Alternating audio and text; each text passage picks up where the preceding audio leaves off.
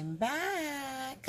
It's been an extremely long time, but I just wanted to just touch bases and kind of tell you what's been going on with homeschool in my life and everything like that.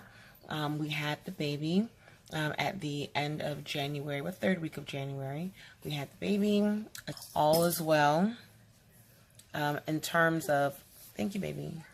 In terms of homeschooling, we did do homeschool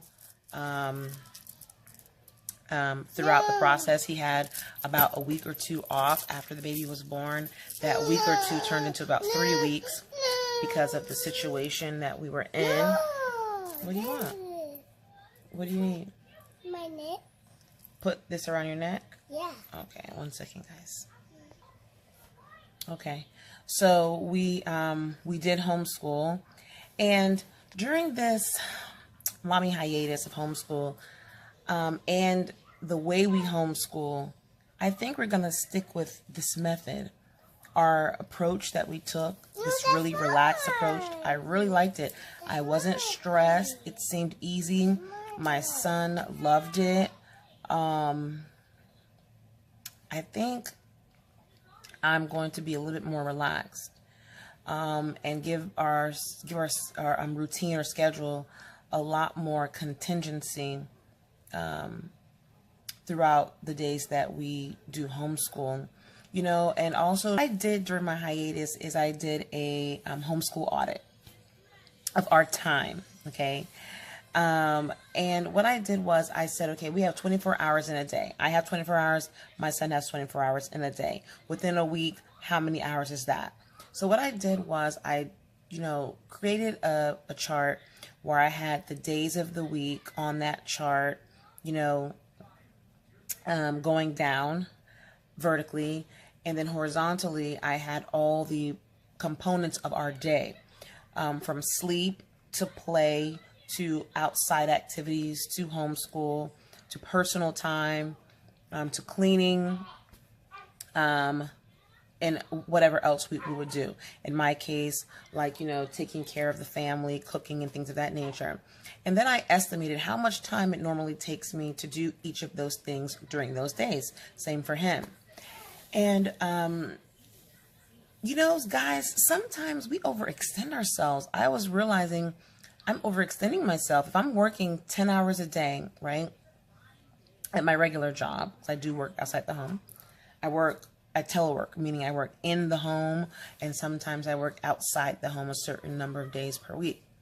So if I'm working 10 hours, let's say I'm working outside the home, and I need about 2 hours of drive time. That's 12 hours a day. And then I have 1 hour for myself, that's taking a shower, sitting down, breathing, not dealing with anyone else but me, right? Let's say I have 8 hours of sleep, and I'm giving myself 30 minutes to clean, and, an hour or two to talk to my son about what's going on in homeschool. That sounds like it's over 24 hours.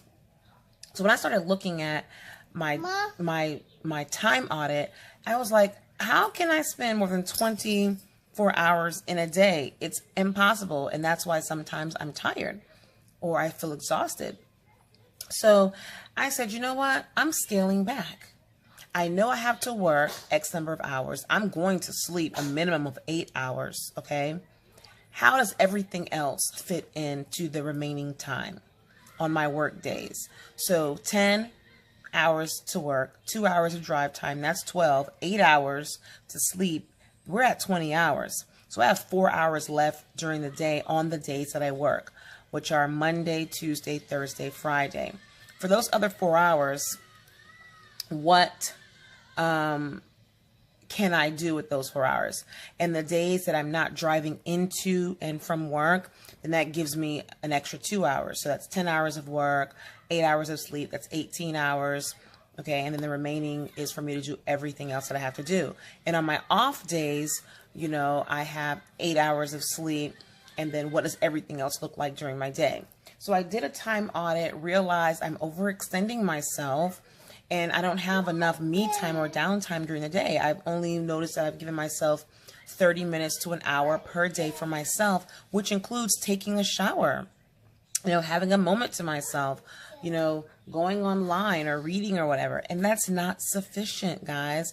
As mommies and daddies, caregivers, we have to find a way to give ourselves more time for just relaxing and doing absolutely nothing, or doing whatever you want to do.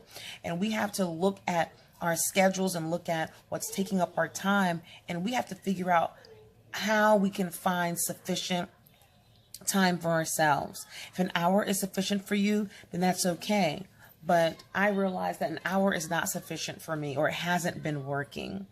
So maybe I need to find an hour and a half or 2 hours, which means I'm going to have to cut back somewhere else. I'm not cutting back on my job. I'm not cutting back on the amount of sleep. 8 hours is what I need and what I'm going to always have.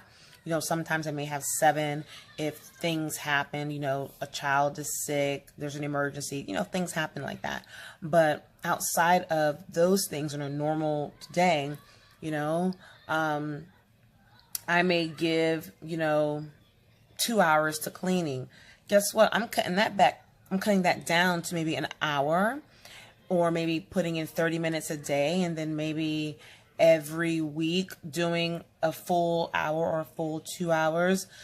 I noticed that I was putting a lot of time into cleaning also. I want that time for myself. So I keep my home clean anyway and maintained, but that takes time away from me to do that, right? So instead of spending an hour a day washing laundry, folding laundry, doing little things around the house, I said, you know what, I'm going to cut that down to 15 to 20 minutes per day. And then on my home blessing hour, which is one, on the weekend, a Sunday or a Saturday, I'm going to go ahead and move it from 1 hour to maybe an hour and a half on a Saturday and an hour and a half on a Sunday, in order for me to cut down to 15 minutes or 20 minutes during the week. That way I'm still getting everything I need to get done during the week. However, I'll catch up at the end of the week on the weekend. That way I'm finding additional time during the week for myself. The weekend, it's really clear. If I sleep 8 hours, I homeschool for 4, that's 12 hours. I have another 12 hours to do whatever. So Saturday and Sunday and Wednesdays, that I don't have a problem with my schedule according to my time audit. But on the days that I actually work and I have 4 to 6 hours to do everything else outside of sleeping and going to work and or driving, I have to figure out a way to be a little bit more efficient. And that hour for myself, like I said, it includes taking a shower or a bath. It includes eating, it includes taking time out to just sit and do me. And that's, again, not sufficient. So that's something that I realized during this mommy hiatus. So, again, I realized that I liked the relaxed state that we were in, the flow that we took, the schedule or routine that we had. I really enjoyed that, and I'll share that in a separate video with you guys, how we have changed up in terms of our schedule or our routine, what we teach on what days and things of that nature. I did provide instruction to him in the beginning of March. We did do our normal instructional days. And, when you have a long period of time that you take for yourself, you realize some stuff. And when you don't take certain things so seriously, and also when you have a tragedy or a major life event that takes place, it causes you to put things into perspective. It causes you to put things and people and situations and yourself into perspective. And that's what happened for me. We teach our children God, family and self, community, and everything else. God, family, and yourself, community, and then everything else. And yeah. But okay, guys, I didn't want to make this video too long. I just wanted to say I'm back, and I will, post a few videos of what's been taking place within our homeschool and what we've been doing with our daughter during this hiatus. She still has had her little tot schooling stuff, you know, here and there. I'll post a few videos about, you know, our new routine. I'll post some stuff about my next year, because it's the time to start looking into curriculum, buying curriculum. My approach to that has changed a little bit, only for language arts and social studies, history and civics and economics and things of that nature, world history, geography. We're taking a different approach to those things. We're using literature to go through history. We're using literature to go through language arts for this, beginning in the 6th grade, through lots of reading and analysis and literary analysis and things of that nature. But I'll share those videos with you throughout the next few months. We have time, guys. We have time. But I hope all has been wonderful with you guys. I hope this video finds each and every one of you in great spirit. And for all my new subscribers, welcome to my channel. I noticed that I had an influx of new subscribers, so thank you for subscribing. Thank you for listening and watching. If you have any questions, please always leave them in any video. I'll try my best to get back to you guys at my earliest convenience. Don't forget to, you know, subscribe, which you are. If you're not, click that subscribe button right now. Nothing's stopping you. Like this video, share it. And as always, guys, be blessed. Don't let this homeschool create too much stress for you. Keep homeschooling on. Give yourself and your kiddos grace and patience. And as always,